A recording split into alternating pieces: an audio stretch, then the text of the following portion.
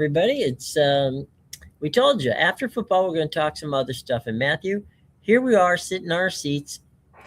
Obviously, there's not many people here yet, but down the road there will be more people here at the in the Fenway Park area of Boston, which is a neighborhood. And welcome to Fenway, and we got some fun stuff to talk to. Not much about football today, but there's a plenty of other things to talk about. Yeah, yeah, absolutely. Pitchers and catchers have reported they're getting work done. I know down in Florida already, these guys are reporting Hmm. to spring training, and apparently, in reporting to spring training, that automatically means that you're going to break your hamate bone. Maybe We they should had use another term and not say, you know, spring training reporting to, just like dropping by to say hello, something like yeah, that. yeah, three guys suffered handmade bone fractures that have been reported, and that's Francisco Lindor, Corbin Carroll, and Mhm. Jackson Holiday. Um, all three of them.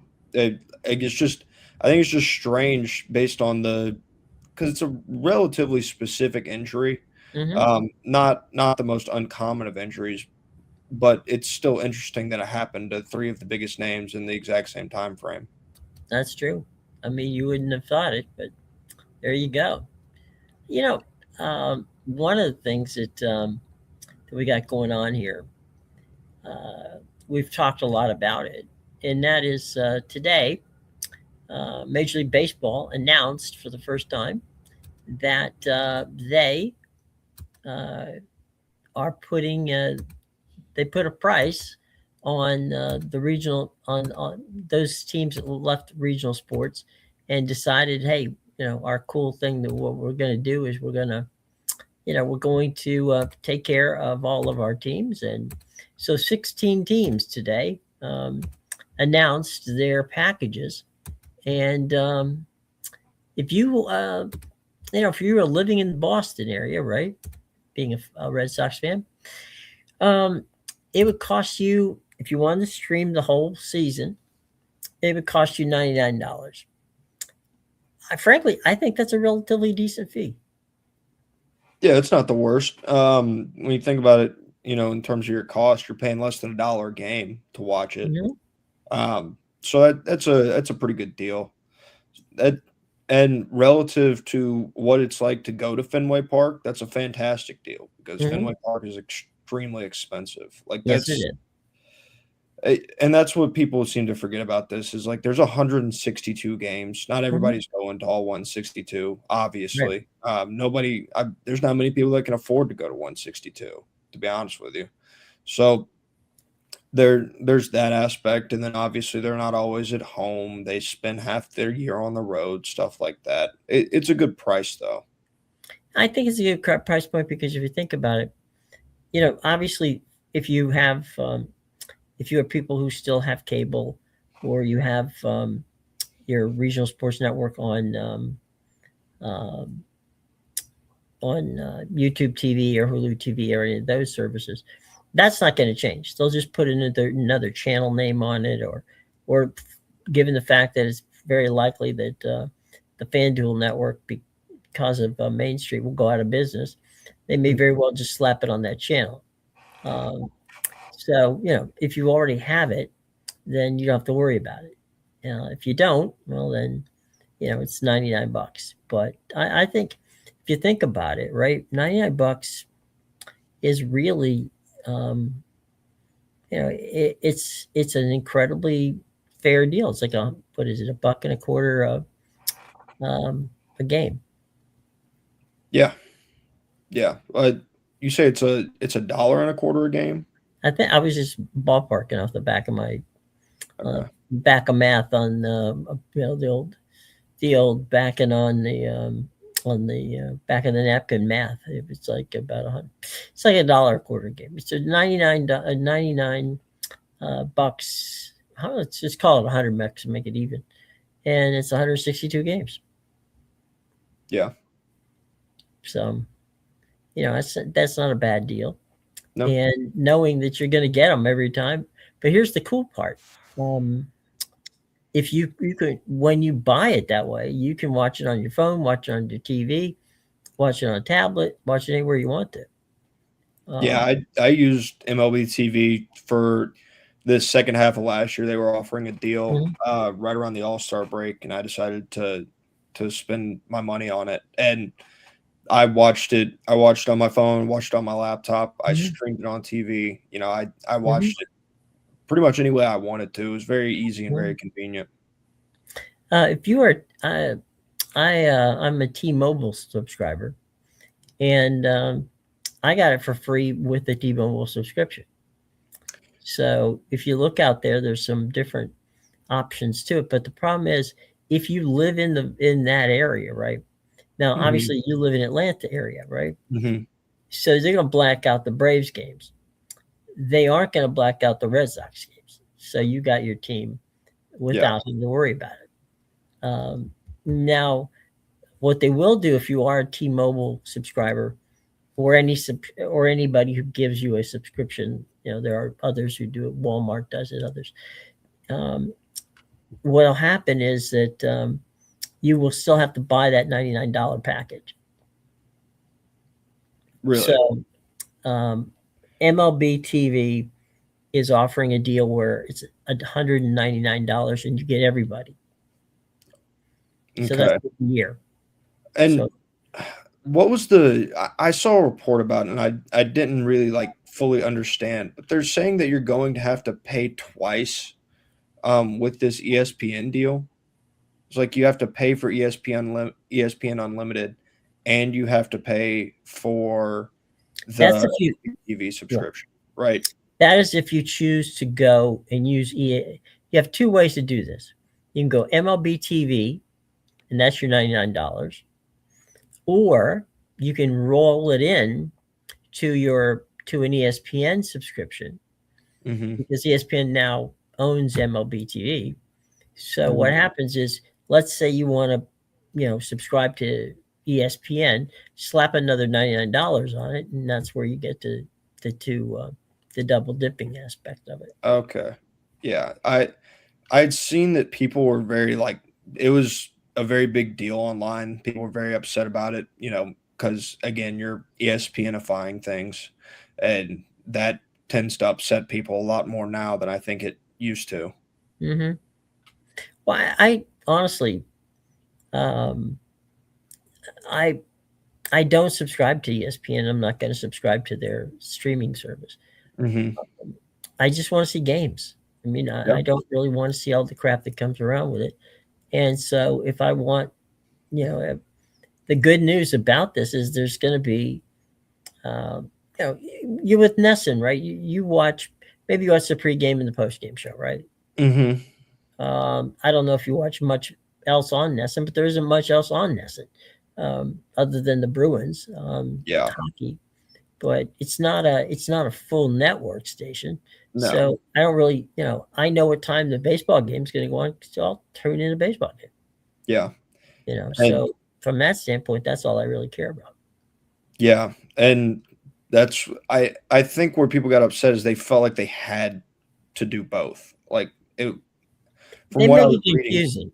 Huh? ESPN does a very good job of confusing the consumers.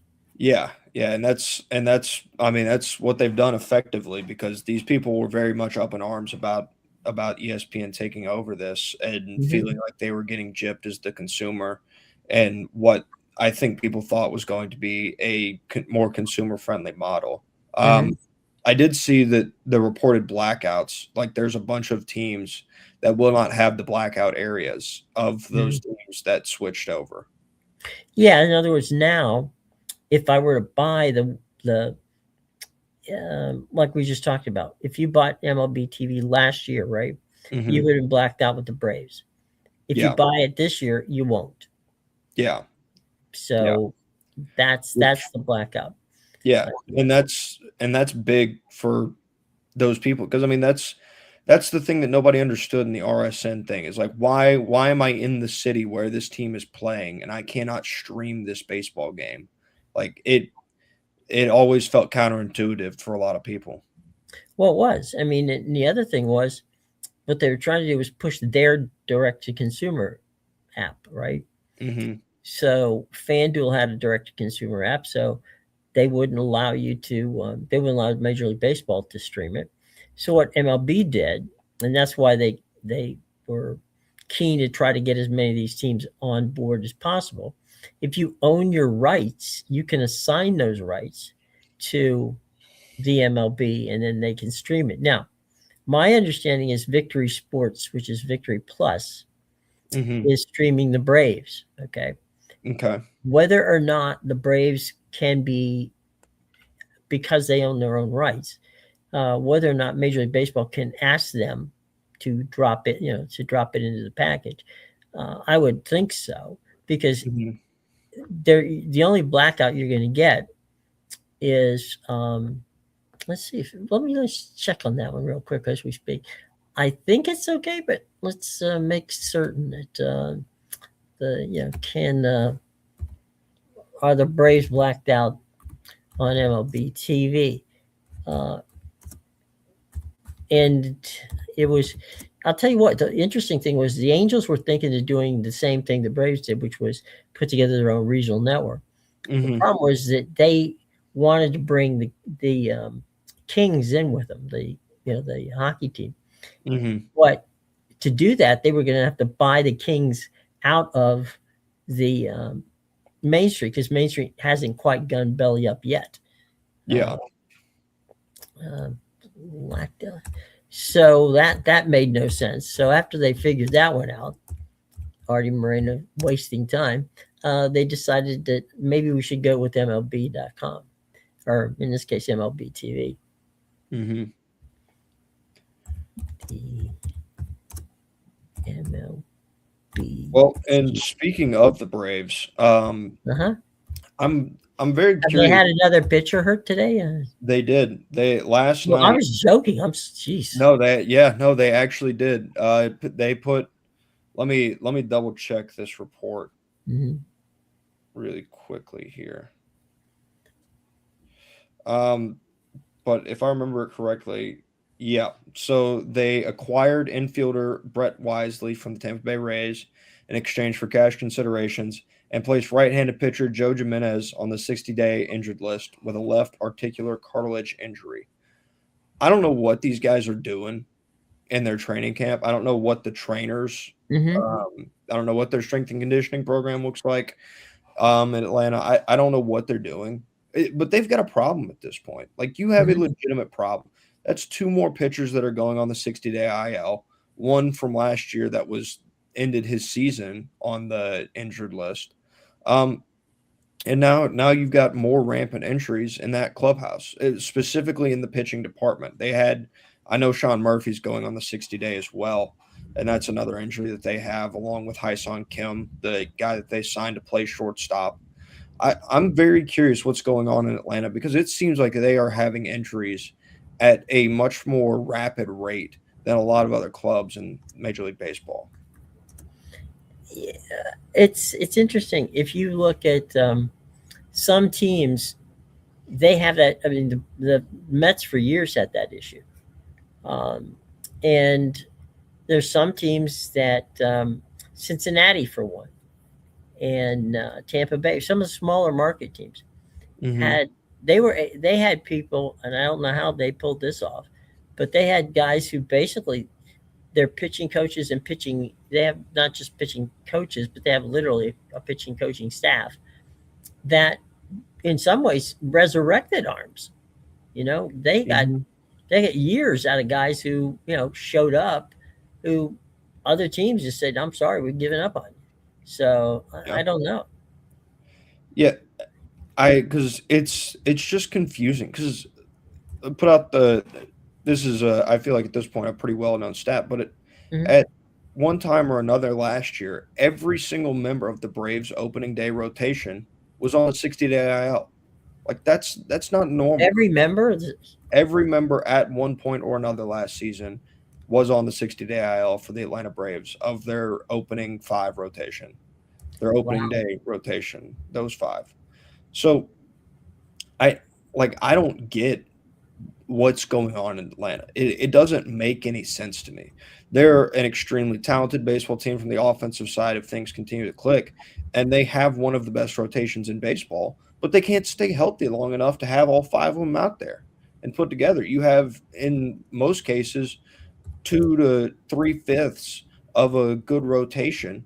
And the other guys are just fillers that maybe you're getting from the minor leagues, or you've made a small trade or something like that. Mhm. Maybe signed a free agent trying to fill a gap because they cannot stay healthy. Okay, here's the deal. The Braves are on the let's see, I'm looking at the backup. You have to check your zip code according to this.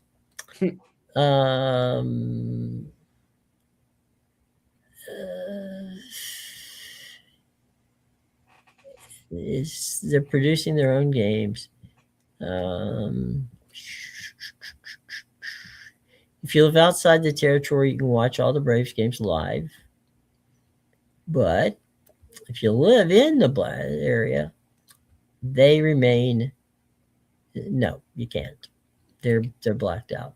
So if you live within like the Metro Atlanta area, is that what you're saying? Well, not really. The Metro Atlanta area, it's whatever territory that the Braves deem is their territory. Okay. So what they're asking you to do, if you're a Braves fan, right, is let's see, they're on Victory Sports, so you can stream them. You'll have to have a separate. You'll pay separately for an MLB package, and then you'll pay separately for a Victory Plus package. So let's go real quick to Braves.com. So they actually are doing what people were talking about with ESPN. The thing that people hate. Yes, they're the ones doing it. Yeah, you have to double up on your payments. That's not a fantastic business model, I wouldn't say. It's not a very friendly one. We have the increased accessibility of the other clubs as well. Well, yeah, I mean, when they decided to do their own, okay, fine, that's good for you, right? Mm-hmm. You can do what you want to. I don't see how this model works for the Braves. That's interesting. If you have to do both, I don't get that. Which it does follow in that same model of like the RSNs had the blackouts, and if they're in effect doing their own, then you kind of understand why they're doing the blackouts. It's the same reason the RSNs did. Like you want to minimize the competition, make sure they're going through your service.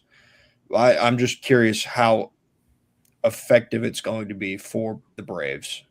It doesn't sound like a good business model. No. Because if, I understand, and this has been it's not a problem that the Braves have had, but ever since they left, TBS, they have had an inflated concept of how much their rights are worth. Okay. Yeah, I kind of wondered that. And I'm not downgrading what the Braves are worth, right? Not for a minute. But you can't tell me they're a national. You can tell me they're a national team, and I will believe that part, right? However, you can't tell me that their deal would be worth as much as, say, a Cubs deal, a Red Sox deal, or a Yankees deal, or any of that. I mean, that's just ludicrous. It's not. They have to play by the rules that everybody else has. And the rules that everybody else has is you have a territory. What that territory is for the Atlanta Braves is probably north to Tennessee, like, I don't know, maybe Memphis, Tennessee, maybe Nashville, Tennessee. Honestly, probably a little bit more north, potentially a little bit more north than that as well. Well, if you go there, I don't know. I guess the northernmost part would be southern Charlotte. Northern Charlotte is Orioles Nationals. Southern Charlotte is Braves. Now Okay. so I'm looking. That's the north. South, you can go down to almost the Florida border. Okay, but you got all Alabama, you got all of Mhm. Mississippi, and you got Yep. part of Louisiana. I'm assuming most of South Carolina. Yeah, all of South Carolina All of South Carolina. Yeah. Yeah. and I mean, most of North Carolina. You know, yeah, they have. I mean, in terms of not just that, but their fan base is largely like it's all of the South, like mhm, Mississippi, Alabama, like sure. places like that. Your Mhm, odds are you're probably going to be encountering Braves fans. I would yeah, say they watch professional baseball like that. mhm, That's right. probably your most likely team for them. So they Mhm, have a really good reach there. I just think they tend to forget that the 90s, like a lot of people do, like, 'cause, time flies. yeah, 90s was a long time ago now. It's no longer the 90s, and TBS no longer airs you nationally right. every night. Like that's not something that's happened. You don't have the same national reach that you once did. Mhm, And right. while they were a very big and important brand and still are a very big brand, Sure. like don't get it wrong. But No. you are correct. They're not the Cubs, they're not the Red Sox, they're not the Yankees, they're not the Dodgers, they're not the Mets. Like Mhm, these they just aren't those teams. And I think they feel like they're valued as those teams. Um, I mean, credit to them because they spend more money than some of those teams, mhm, man, Red Sox. Um, and that's something that's talked about. It's talked mhm, about with the Red Sox is like, man, you guys are charging us this much to like for the ballpark experience in terms of the Red Sox, right. how expensive they are, and then you don't reinvest that money into what I'm coming to actually see. Sure. So you Mhm. have to give them credit that they've invested in the product on the field. But have they invested enough in the product on the field that you're going to get people to pay twice to come watch or to watch them when they're not at the ballpark? And remember that the Yankees, the Mets, everybody we spoke of, Cubs, Red Sox, they all have territories too. Okay, so and if you're Yankees Mets, you got a kind of really bizarre situation because you got 90 miles southeast of Philadelphia Phillies, Yeah. so you can't go too far south. So you're really talking northern Jersey. You're talking a little bit of eastern Pennsylvania, above Philly. Hmm. Um, you're talking Connecticut, and then once you go above Connecticut, the Yankees are screwed because that's where the Red Sox come in. You know, Yeah. so the Red Sox basically are Connecticut and all of New England. Yeah. Okay, now that's a lot of people. Okay, but TV households, it's not a big number once you get out of Boston. New Hmm. York gets Long Island and part of Connecticut. Like I said, part of northern Jersey, part of eastern Pennsylvania. So if you're looking at and the Mets have the same list. If you're looking at the size of scope of states and population, well, of course, those are large population centers. Hmm. But if you're looking at just pure out and out states that are available, the Braves have a massive footprint Yeah. in Yeah. the South. Absolutely. So, but you look at the consumer, right? I've got my consumer. How much can I charge them, um, and not piss them off? Yeah. And that's fair. Like stuff in the big like in New York and in Boston and in Chicago, your average price and average income per household are higher in big Right, cities. They just are. right, And what the Braves are dealing in is the majority of their fan base and their region is more rural, which right, means you're dealing with a little bit lower of a right. Mhm. household income.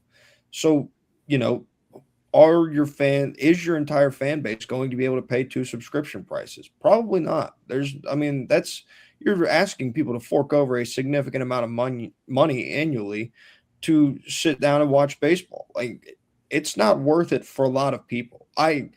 I love the Red Sox. I love sitting down and I really enjoy watching them Mhm. when I don't have anything else going on at the times that they're playing. Right. It was still very much like a decision for me as to whether or not I was going to spend the money on the half year deal. Sure. Now, the age my age and income aren't the highest. Like Right. I'm not necessarily settled, but at the same point, like I was thinking about forking over, like $70 or something Mhm. like that. And I was still like, I was sitting there thinking, I was like, is this worth it? Is this worth an investment as much as I enjoy them? Or do I continue to just try to piece together the TV appearances that I can find them on? Right. Well, I can tell you, you know, for me, I can afford it. Okay. Mhm. If that's what I wanted, I could afford it. And I do the MLB package because I'm a baseball fan. Enjoy it. Okay. I don't buy the NBA package. I don't buy the NHL package. I don't care. I don't buy what is it? The NFL's season deal, whatever they call it. Oh, yeah, yeah, yeah. Oh, Um, God, what is it? NFL ticket. Sunday ticket. I watched my buddy Scott Hansen do Red Zone. I mean, Mhm. to me, that's fine. I can watch that.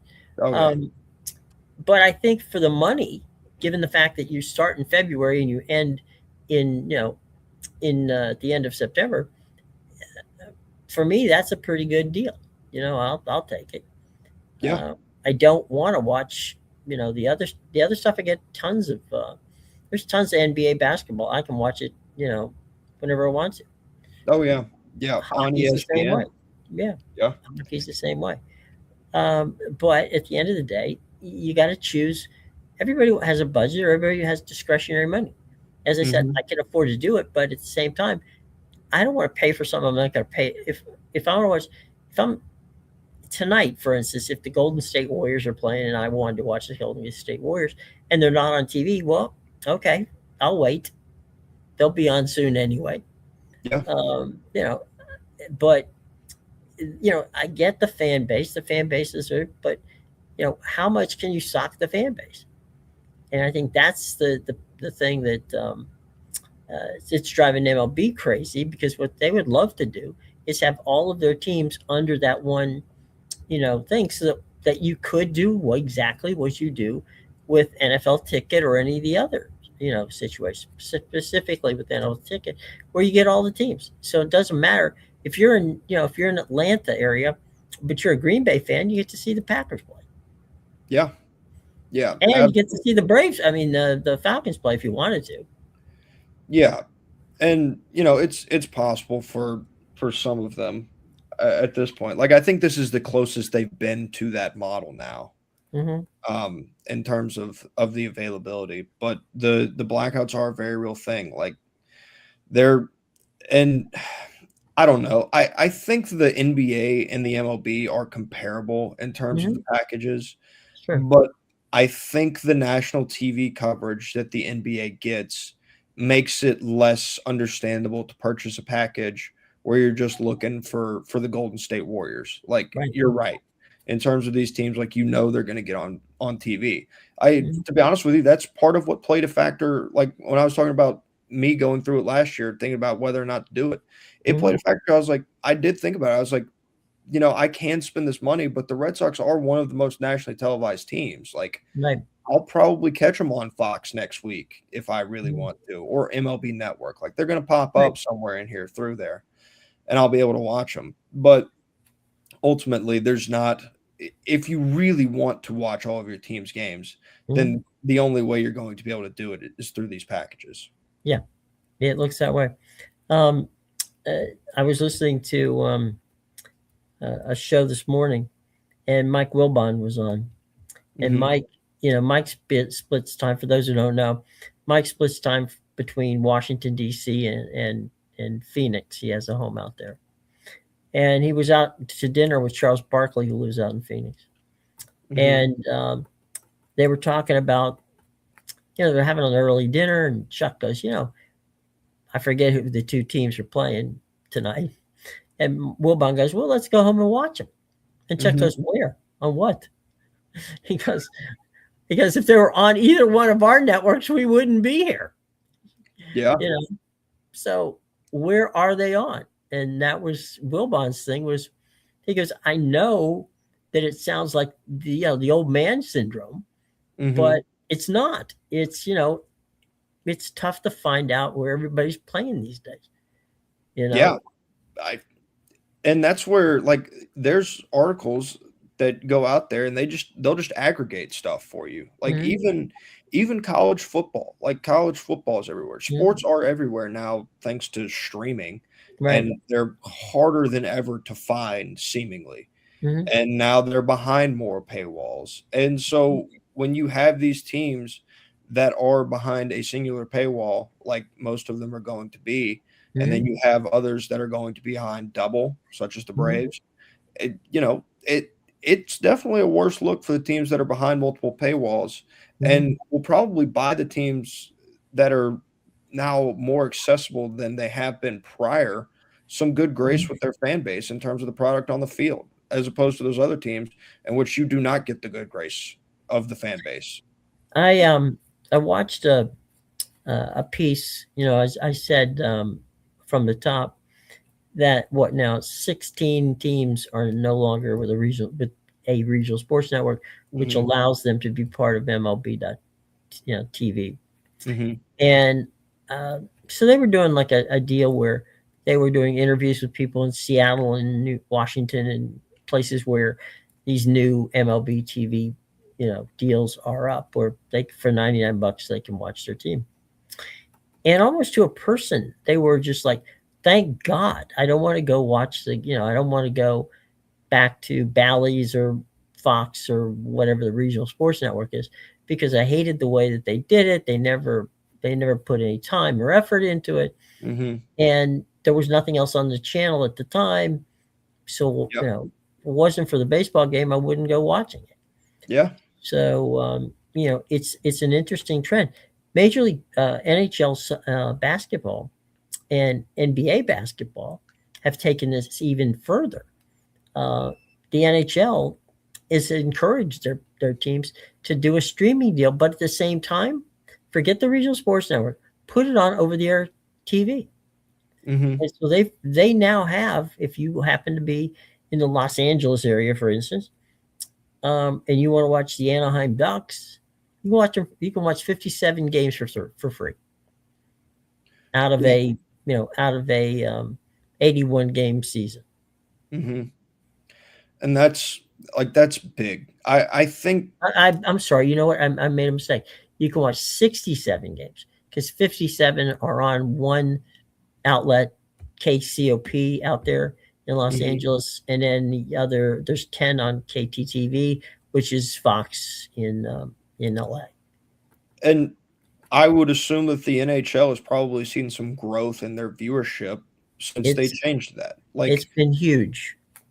in the with we've talked, I feel like we've reiterated 1,000 times already, but everything is so difficult now Hmm. that there are a majority of your fans, like for your common baseball fan that wants to see the Braves play at 1 p.m. on a Wednesday. Like you're not Hmm. getting the guys in the office. You're not getting these younger people Sure. necessarily that have been in streaming for most of their life and they kind of understand the way things work and maybe they don't love it, but they know how to go through and operate stuff and they're fine with it. But like even as far as my dad has made mention many a times, he hates it. He's like, I just wish there was something all in one place. And I said, so you want cable television? He was like, honestly, yeah. Like it's so much easier and it's so much simpler to people for people to find this stuff on Hmm. cable TV. It and when it's on streaming, it could be on one of 7 platforms. Like Hmm. you don't know which platform it's going to be on. MLB doesn't have that problem. Like you kind of know which platforms. But even now, like if you don't sign up for this stuff, yeah, Hmm. sometimes ESPN Plus will do like a free game of the day or Hmm. something like Right. that. MLB TV will do a free game of the day. Then Hmm. sometimes it's on Fox, sometimes it's on ESPN. I know now with the new infusion of different networks picking up baseball this year, now maybe it's on NBC. And they have their time slots, but sometimes you just don't know where stuff is. And it's Hmm. so much easier to put it on cable because that's where you're going to get a majority of your fan base back because it's easier. People want ease when people want easy access to this stuff. Right. What made streaming popular in the first place is because you could watch what you wanted to watch when you wanted to watch it. Mm-hmm. And now you can't find what you want to watch wherever the heck it is you're trying to watch it at. Well, I think I give some of these streaming services, Apple and Amazon, credit because they're consolidating the streaming platforms, so you can get your other streaming platforms for it. They're doing a really good job. Apple is definitely doing a good job of putting together a sports zone. So if you want to know where the games are that particular night, they'll point you in the right direction for that. I think that the problem is cable cutting, because cable prices have gone, through the roof. And now streaming is starting to become more and more expensive. Where am I now saving money, right? Am I saving money by doing the streaming aspect of it? Now, I've been a cord cutter now for 8 years. And I'll let you in on a little secret, folks. Look at IPTV, all right? There are some very good services out there that are very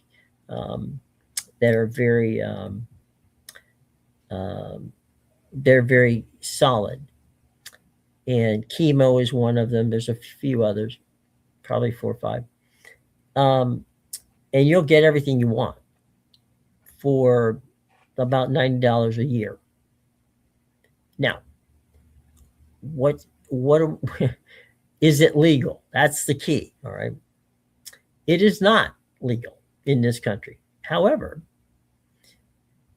99.9% of all of that stuff is in overseas. So who's going to get whacked?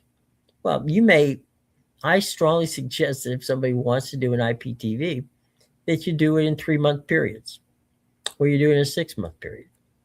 Because if, for $50, if things go sideways and they're not there anymore, then, you're out $50.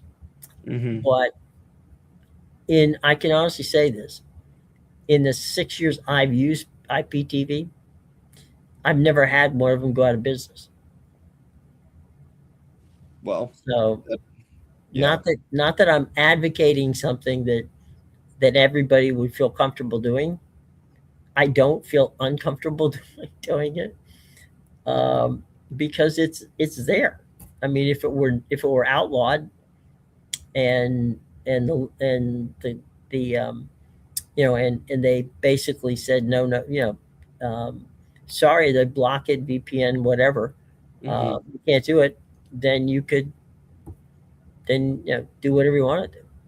But the fact that I can get what I want and I can get it from different countries is kind of an interesting thing. I can watch the Olympics in Italian if I want to. Not that I want to, because I don't understand Italian, but if I wanted what's going on. Yeah. The other day I watched the opening ceremonies just for the hell of it on an Australian station, just to see, a little different view of how things go. So my point being, if you really want, there are hacks to do this. Yeah. To get around it. But it still comes down to where is the game on the night that the game is being played. And one of the things that the IPTV does is it doesn't care where the games are. It's got, if you want, it says Red Sox. You go to that Red Sox channel, wherever it is, it'll be on the Red Sox channel. Yeah. So it's kind of similar to something that me and my buddies used throughout really the majority of our time in college. And it was, just different. I think they're, by technical definition, like pirated streams, Stream East, stuff like that. These really big services. Stream East got to a point where it was so popular that it finally got it finally got enough national attention to where the government went and took it down. Like now when you look up streameast.com or whatever, it pops up the big government warning label, like, hey, this site has been taken down for whatever, violating a violation of code or whatever. And now it's a much less viable, because in terms of the quality that you're getting, since they got popular, they've gone downhill. But it was the same thing. It was like, they had the tabs of like, here's baseball, here's football, here's college football, here's NHL. Just click on one, and there's just a whole list of all the games that are going that night. And you click on it, and you're playing. That's it. Mm-hmm. And I think that I'm not advocating these. These are international companies. That is it pirating? Technically, yeah. Anything that breaks a copyright rule is pirating. Mm-hmm. Are you likely, you meaning the consumer, are likely to get hacked for it, or taken to court for it? No. The company they'll just take the company down. That's all. Yep. So again, am I advocating it? I'm suggesting it as an option out there. Informing people that there informing that it is out there, informing people alternatives. That I'm not shy about mentioning that I have done it and continue to do it. Yep. And I do it because, A, it's a cheap alternative. B, the quality is good. And, if I can save a little money, regardless of whether I can afford it or not, to me, it makes more sense. I tend to be one of those people who I enjoy watching TV from other countries just to see what it's like. So to me, it's entertainment. Now, is it, as I say, is it copyright violation? Oh, I don't think there's any question about that. But until somebody comes up and says, okay, we're going to knock these off, I see no reason not to continue to do it. Yeah, absolutely. And now I'm probably put myself in the square in the head, in the areas that somebody may want to come after me. Don't do that, folks. I'm just throwing things out there, options. Okay, you got a problem, I'll turn it off tomorrow. Whatever you want to do. But there's that. One of the things that Wilbon brought up today when he was talking with Chuck is when Chuck was talking about when he played, he said, I go to the game. He goes, I went to the game the other night, went to a Suns game the other night. He said, I took a couple of people with me. He said, took some friends, some kids' friends, and then went to the game. And he said, I didn't see any of the stars we came to see. He said this, he goes, what I don't understand, and this is typical Chuck, right? It's like, I hear the concept of roster balancing and making sure that, they get, he goes, what happened to the days when people played, guys played in canvas tennis shoes with, without tape on their ankles and didn't give a damn, and just kept playing. He says, we got now, he says, now you got athletes who are faster, taller, bigger, more in shape than they're ever been before. And he said, and they're not playing. And they're taking breaks. Yeah. Yeah. He said, so I pay, he goes, so I'm a family of four who saved up to go watch, LeBron play or go watch, Steph play or something like that. And they don't play. Yeah. He said, he goes, that bothers me. And he goes, I'm going to call the players out for it. Yeah. It's an entertainment thing and you're not entertaining people. It bothers the adult and it upsets the kids typically. Like that's something that is legitimate. I can tell you, I went up back in, I think it was 2015. I went up to Boston. David Ortiz's last year, was going to the game, and he was a late scratch. And it upset me. Like I was upset that I was not. It was his final year. I was like, this is like, what the heck? Basically, it upsets you and it disappoints people. But like, if I remember correctly, that was nothing. Like it wasn't like he was a healthy scratch It or something. doesn't happen in baseball as much. Yeah, but in terms of the NBA, it as a product overall, and in terms of its popularity, and maybe there are some numbers out there that might be able to contradict what I'm about to say, but recently, and I think you could point to a couple of different factors. Like I've heard people talk about why they think the NBA, in terms of its product overall and kind of popularity, has taken a decline. And I've heard people say, well, the league got too political. Well, okay, the NFL got political as well. Like these leagues are politicized to a certain extent all the way. That's not Mhm. the reason this thing's taken a downtick. The reason the NBA has seen a downtick in terms of some of its ratings and stuff like that is because the product that they're putting on the floor night in and night out is not good enough. It flat out, plain and simple, is not good enough. When you have the stars sitting as much as they sit, it's not something that's going to get people in the seats. And if I turn on the TV and I see that the stars aren't playing, I'm not going to keep watching. Like that's not something that I'm sticking around for. It's just not. And the only reason that at that point, if I'm clicking on a game and I expect to see so and so playing, even from a TV aspect, and I don't see them on there, unless I got money on the game, I'm not gonna keep watching the game most Mhm. likely. Because I guess what? There's another 80 of these things that are going to be played, and I'll catch the one that has the guys that I'm looking Mhm. for in it. Or you can do like you and I have done in the past. We did it on Saturday night. Watch Duke and North Carolina play. Mm-hmm. I'm more than happy to watch college basketball. If I tune on and I'm watching guys launch the ball from half court, I'm like, this is crazy. Nobody plays team basketball anymore. I'm Mm-hmm. going to go watch the college basketball because I know that these guys. There's no load balancing in that. If you got a star, he's going to be on the court. Yeah, yeah. These kids are getting paid too, and a lot of these guys still have their eyes set a little higher, so they still Mhm. want it as long as their name isn't Darren Peterson. Right. Um, so yeah, you're getting the best from these guys night in and night out in terms Mhm. of you check out the injury reports. There's no injury report that says he's out, and I mean they can call it load management. He's Mhm. out because he's a little tired from the last time he played. Like that's what it is. So that's not popping up on injury reports. You don't have these extensive injury reports unless for some reason your basketball team has just had a horrible stroke of luck. Right. Well, I look at the game we watched the other night when Carolina played Duke. Right. Mm-hmm. Carolina didn't lead in that game until the final second of the game. Mm-hmm. And it was as entertaining as a basketball game as I've seen in years. And it was because both of those teams didn't like each other, but Mm-hmm. both those teams were incredibly talented.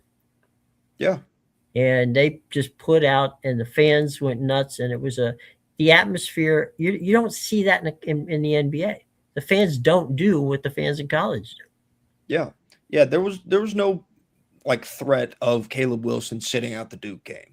Like No, that wasn't gonna happen. There was no threat of Cam Boozer sitting out the North no. Carolina game.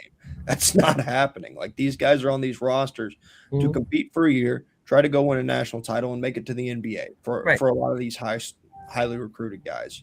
For the right, guys that aren't highly recruited, they're there to compete for a national championship in and out until they feel like their NBA prospects are the best and they move on. Like right. that's what's happening. There's no next step for these guys.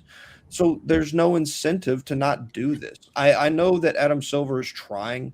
I believe he implemented a new load management policy this year. I think it was something about missing consecutive games. Like you're not allowed to miss consecutive games to load management. Otherwise, they would come down on you. But in terms of the product, even with the new rule in place that was put in place this year, it's still a legitimate issue on a consistent basis that even though the NBA attempted to step in, they failed. Yeah, and look, frankly, as I said before, as someone who did the games back in the '80s and '90s when Larry Bird didn't sit out a game, he played with ruptured back issues. Um, Magic only sat out whenever he had legitimate ailments, um, and they played team ball. I know I'm sounding like the old guy in the room, and I am the old guy in the room, but it's one of the reasons that even though I did NBA basketball, I enjoyed the college game much better.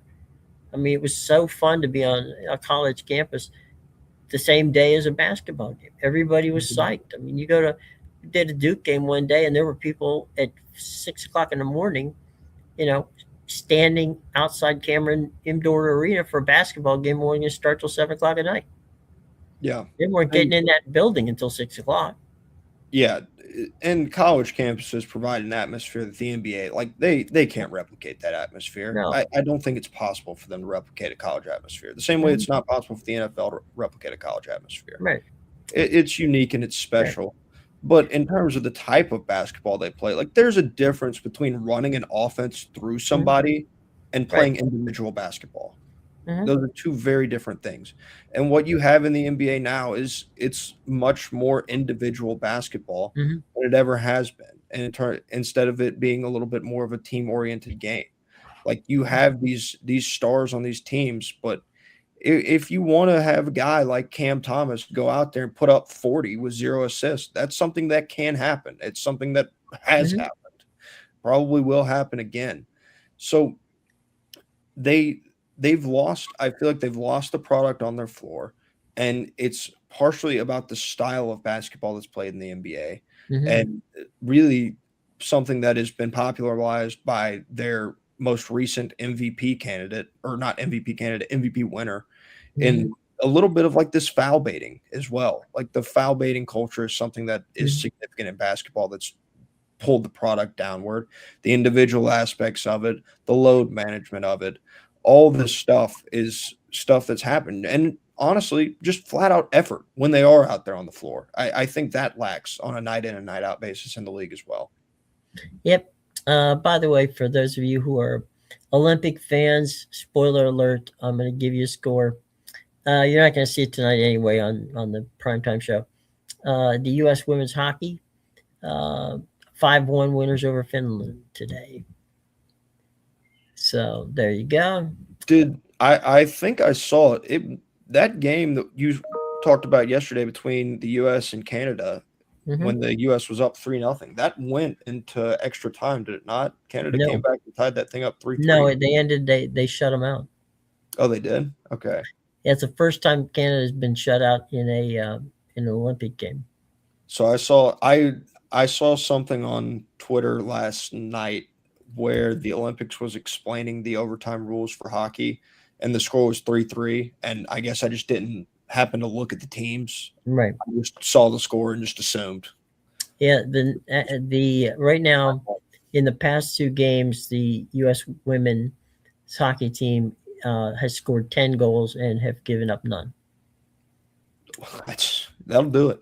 That'll That's be, I mean, and it's, that and they beat. And we're talking now about Canada and Finland. These are not yeah. these are not your average you uh, teams that you run scores up on. It's been a predominantly dominant situation. Real quick, because I know we're getting out of here in a second, but let me give you some stuff to look forward to tonight, because I know people enjoy the primetime viewing. You're going to get you're going to get speed skating tonight, which will be fun to watch. I always like that's one of those things where those people guys can wipe out and take out 7 people with them. Um, yeah, freestyle skiing, which is entertaining. You got the men's Super G, which Ryan Coughlin Siegel should be somebody to take a look at for that one. He won a silver medal uh, in last Olympics Super G.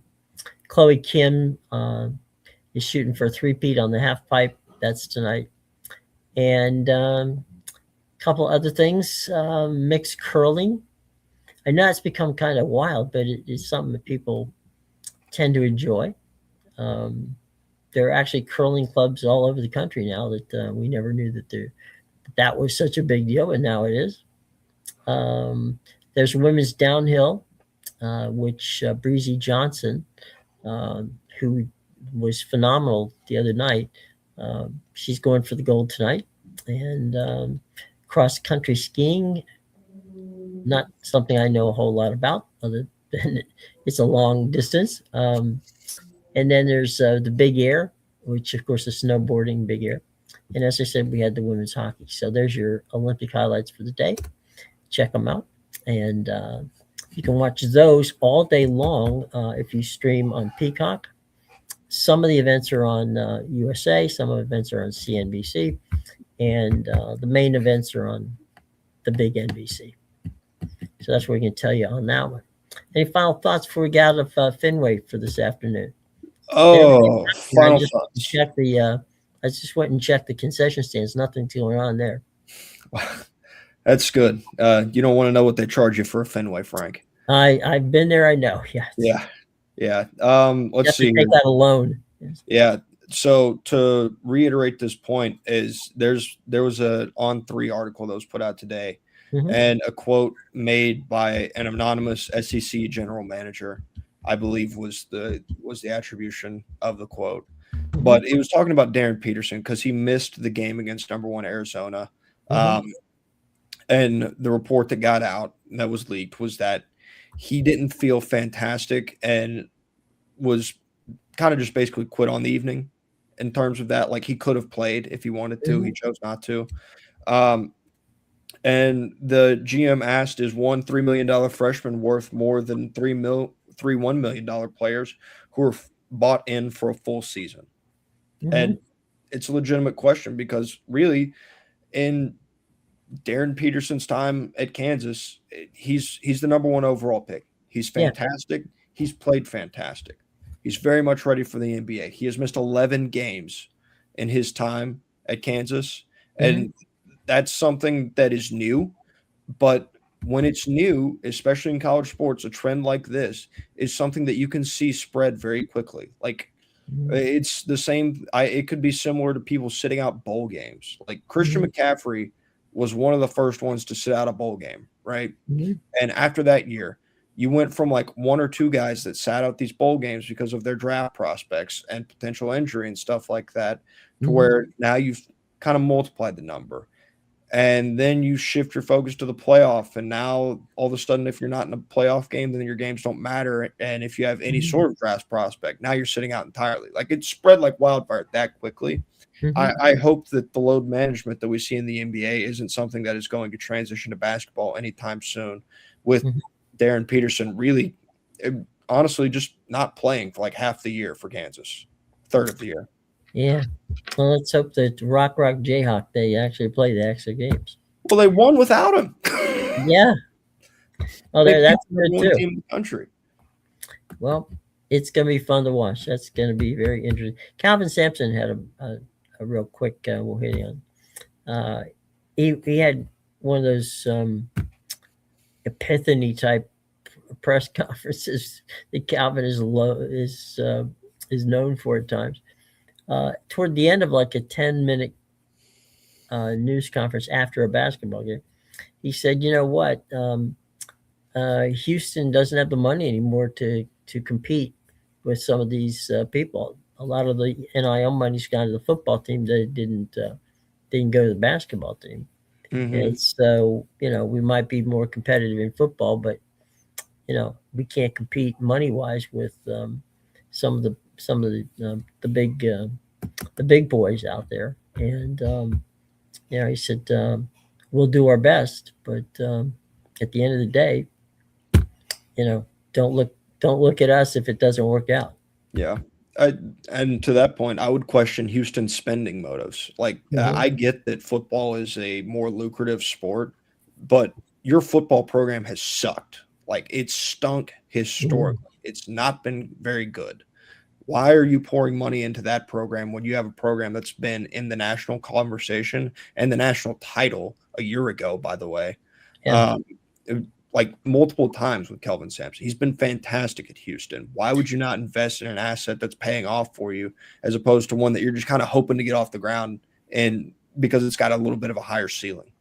But the other thing too, Matt, is if you're Houston goes all the way back to Elvin Hayes, and then you got the Phi Slamma Jamma gang, and you've got all of that history of basketball in Houston, Hofheinz Pavilion. You know, when I lived in Houston, I did the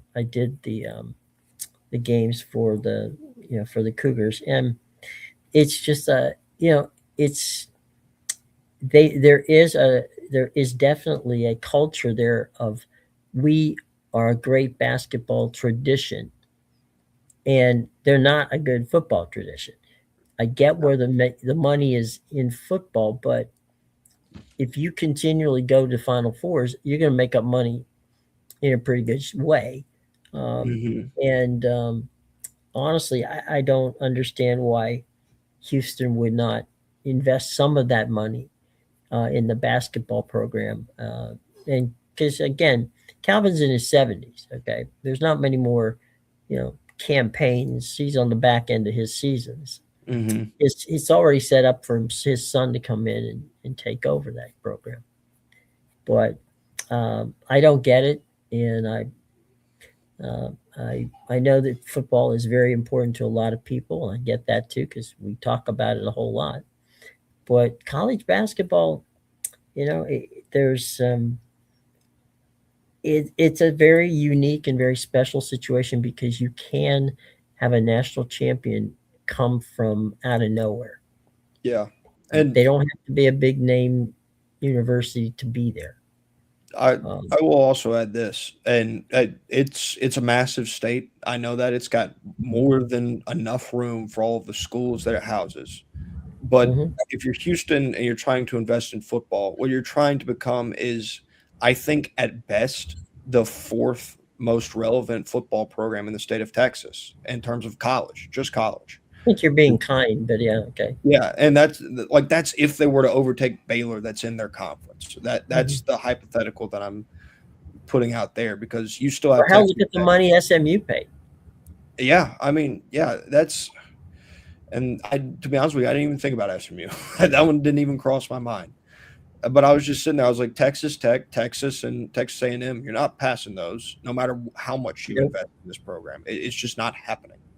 Because I mean, Texas Tech has invested a ton of money in football.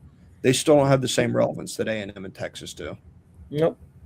Look, they can spend 5 times as much as Texas and Texas A&M. They'll still never beat Texas and Texas A&M. Yep.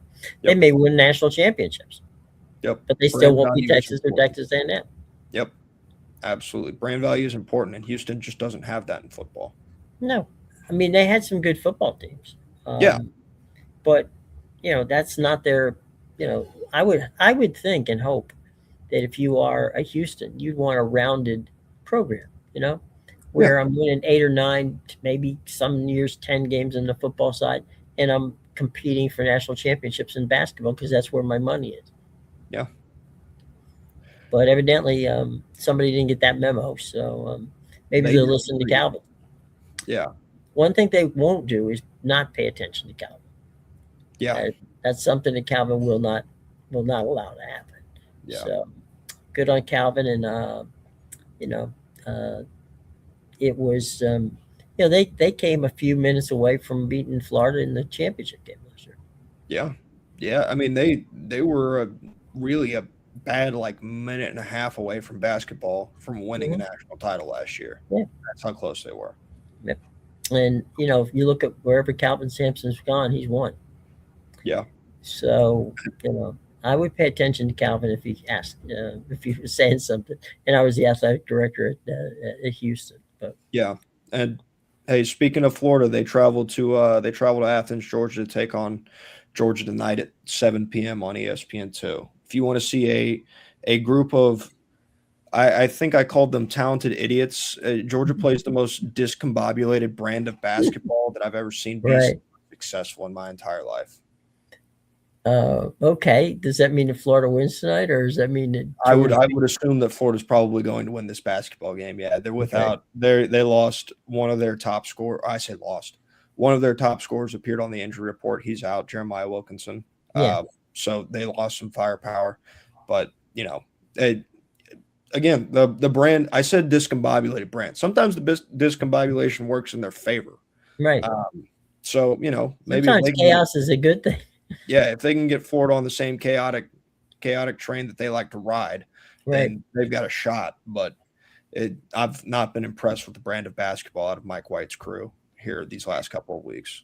It's surprising because Mike has had, pretty good success year in and year out in Yeah. his career, but Yeah. evidently not recently. He's struggled to find consistency in the SEC play over this year and last year after playing well in the non-conference. Well, what he did at Florida, he can't replicate at Georgia. That for some reason, Yeah. and that's the problem. Yeah. And the two very different basketball programs in terms of where their floors and ceilings are. Yep. No question about it. All right, my man. Final thoughts have been said. We will be back tomorrow, and we'll get definitely probably going to have a lot more baseball to talk about tomorrow as things start to begin to heat up. And maybe we'll start taking a look at some of these teams and some of these divisions and see who's going to be competitive this year and who may not be as competitive as we may have thought them to be. So we'll we may even know what Braves pitcher is going to have Tommy John this year by tomorrow. Another one, yeah. Yeah. Dr. Joseph, his group out there in Los Angeles seems to be getting a lot of Braves players headed in that direction. Yeah. Doing a lot of business from the state of Georgia. That's we haven't even talked about, and we'll talk about it tomorrow maybe. What the hell's going to happen with Kirk Cousins? Oh yeah. Are they going to cut him before March? They got to wait. I think they're planning to release him. Yeah. Yeah, they got to relate. Yeah. They got to eat that contract too. Yeah. If they release him. So, we'll see. Anyway, more to talk about tomorrow. We'll be around and see you around 3:00 tomorrow, everybody. Take care. Bye-bye.